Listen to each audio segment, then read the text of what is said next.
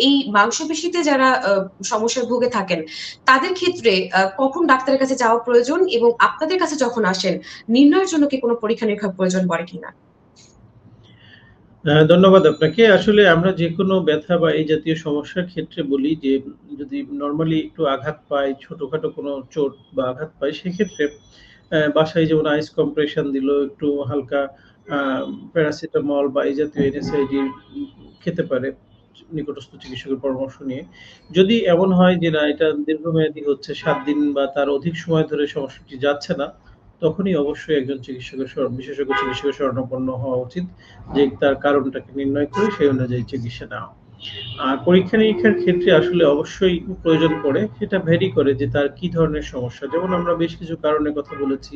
অনেক সময় দেখা যায় যে রোগগুলা পসিবিলিটিস আছে বা আমরা যখন অ্যাসেসমেন্ট করি, রোগীর ক্লিনিক্যাল হিস্ট্রি নিই, সেখান থেকে আমাদের যে ক্লিনিক্যাল ডায়াগনোসিস হয় তার উপর নির্ভর করে কিছু পরীক্ষা-নিরীক্ষার প্রয়োজন পড়ে। যদি মনে হয় যে তার এ ধরনের অটোইমিউন ডিজিজ বা বাত রোগের সম্ভাবনা আছে, সেক্ষেত্রে আমরা কিছু প্যাথোলজিক্যাল টেস্ট বা পরীক্ষা-নিরীক্ষা করার কথা বলে থাকি।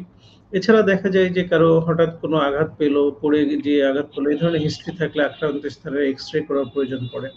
এরকম ডিজিজ ভেদে বা তার সমস্যা অনুযায়ী সেক্ষেত্রে কিছু ইনভেস্টিগেশন এর প্রয়োজন হয়ে থাকে।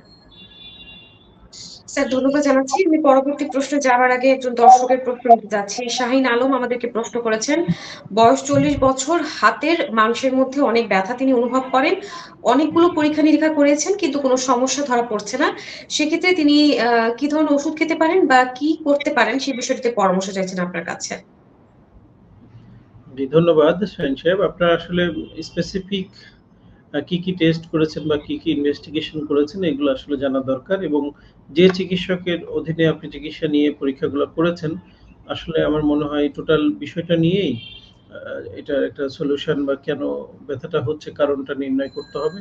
তো আমার মনে হয় যে আপনি আরেকজন চিকিৎসকের পরামর্শ নিতে পারেন। হয়তো দেখা যায় যে ম্যান টু ম্যান ভ্যারি করে অনেকের আ আমরা দেখতে পাই যে রোগ নির্ণয়ের ক্ষেত্রে অনেক সময় আ অনেক সিনিয়র চিকিৎসকদের ক্ষেত্রেও আমরা দেখতে পাই যে অনেক ব্যস্ততার কারণে অনেক সময় রোগ নির্ণয় সঠিকভাবে হয় না।